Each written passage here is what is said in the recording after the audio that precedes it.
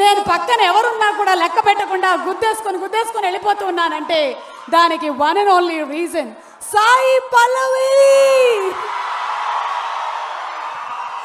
Welcome a very hearty welcome for being our special guest to ఆడవాళ్ళు.